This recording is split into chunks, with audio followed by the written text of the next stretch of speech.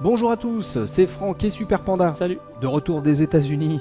Super Panda, il est revenu des États-Unis uniquement pour nous faire voir une vidéo de Heroes of Might and Magic 5, un jeu édité par Ubisoft et développé par Nival Interactive pour les 12 et plus. C'est un jeu de stratégie qui se joue sur PC uniquement. Oui. On est bien d'accord. C'est un jeu donc de stratégie tour par tour. Voilà. Bon, Pas du temps réel. tu vas nous expliquer un petit peu tout ça. Donc au premier abord, quand on regarde, et au deuxième abord aussi d'ailleurs, au premier abord on voit un beau graphisme. Joli graphisme, beaucoup mieux que dans les précédents volets, ça c'est certain. Oui, pourquoi c'était pas pas compliqué de faire mieux? C'était pas, oui, c'est pas compliqué de faire mieux, on va dire. D'accord. C'était pas très très joli.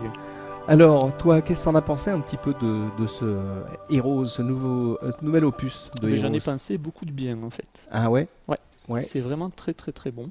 Alors peut-être le principe. Oui. Là on est sur une carte qu'on peut explorer avec son héros. Là j'en ai quand même, mais on peut en avoir plusieurs au fil du jeu. D'accord. Pour vous montrer un petit peu. Alors au fil de la carte, on peut tomber sur des moulins comme ça, sur des carrières aussi qu'il faut capturer en allant dessus. D'accord. Et là, on peut avoir des ressources. Une fois qu'on a capturé un moulin ou une carrière, on gagne des ressources périodiquement. Donc c'est très important de capturer ces points qui sont des lieux stratégiques en fait. Ok, d'accord. Voilà. Et bien sûr, les ennemis peuvent les capturer eux aussi. Donc il faut essayer de les conserver. Ou pour alors avoir les ressources nécessaires pour acheter de nouvelles unités, pour faire des bâtiments, car on peut aussi capturer des villes. Ouais. Ici, il y a une ville. Je vais vous la montrer quand même. Voilà. Elle est belle. Jolie ville. Un château immense par rapport aux habitations. Mais... Et là, on a la possibilité de construire des bâtiments dans cette ville. Comme dans des jeux stratégiques classiques, en fait, qui peuvent une archerie pour créer des archers, un forgeron, enfin plein de bâtiments comme ça. En fait, il y a 3 styles de bâtiments. Un pour produire les unités, un pour défendre la ville, des tours de défense, des trucs comme ça, et un autre pour produire des ressources. Voilà. Ok. Oui, donc ça te permet vraiment de... Voilà.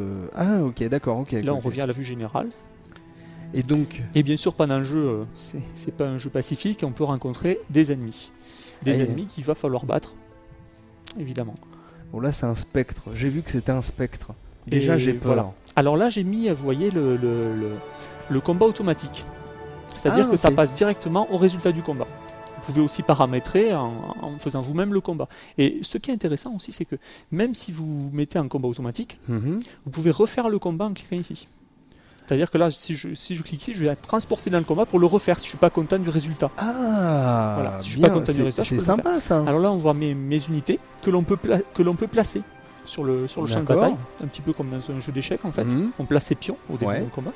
Après, on clique pour débuter le combat. Et là, on se retrouve un petit peu dans un jeu de rôle tactique, en fait. C'est un petit peu le même principe où on déplace les troupes sur des cases, en fait. Voilà. D'accord. 15, ça veut dire qu'il y a 15 unités comme ça. Voilà, c'est représenté par une seule unité chaque. Ok. C'est un groupe d'unités, en fait.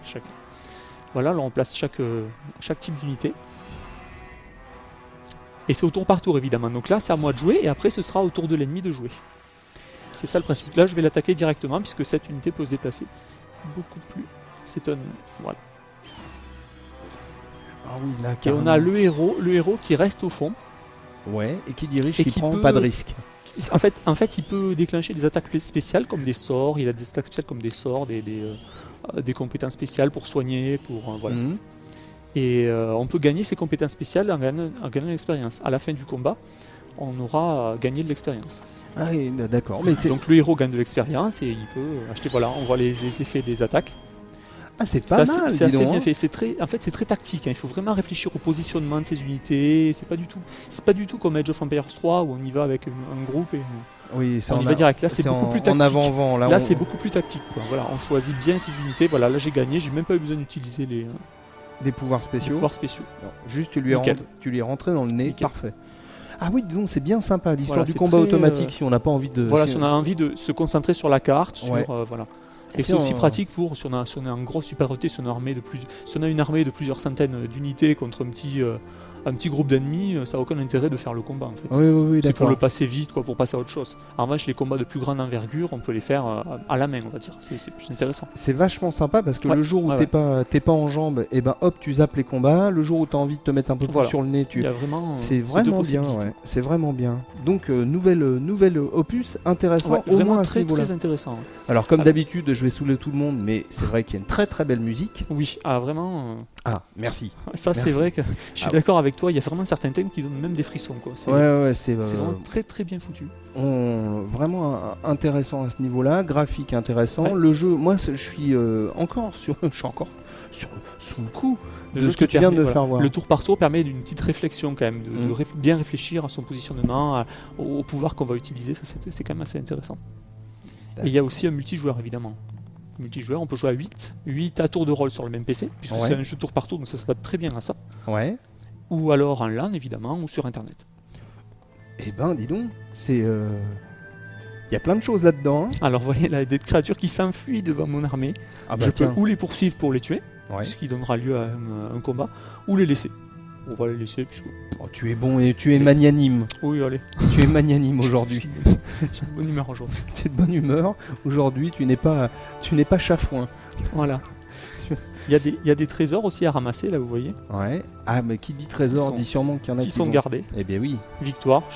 Je peux bien sûr passer au truc, si je passer au combat, si je veux le refaire, si le résultat Ouais. ne me plaît pas. Mais Elias se débrouille très bien hein, dans ces combats-là. Donc c'est pas dit qu'en manuel je fasse mieux que lui. Hein. Eh ben, dis donc, c'est cool. Hein. Moi, Ouais, je c'est suis un peu vraiment- c'est surpris vraiment parce très que C'est un principe assez particulier, c'est vrai. Ouais. C'est assez particulier, mais c'est très très bien. C'est vraiment un des meilleurs représentants du genre. Vraiment, c'est. Donc, on vous le conseille. Ouais. On vous conseille ce jeu qui s'appelle, je répète, avec difficulté, Heroes of Might and Magic 5. Donc, c'est un jeu édité par Ubisoft et développé par Nival Interactive. C'est pour les 12 et plus, c'est de la stratégie. Ça se joue au tour par tour sur PC. On peut jouer à 8. C'est pas excessivement cher parce que c'est un peu plus de 40 €. C'est un tout petit peu moins de 45 €. Voilà, à peu près ce qu'on peut vous dire. C'est le suspense. Et c'est rudement bien, vraiment. Sur plein de points. On vous le conseille. Monsieur Panda vous le conseille. Ah, oui.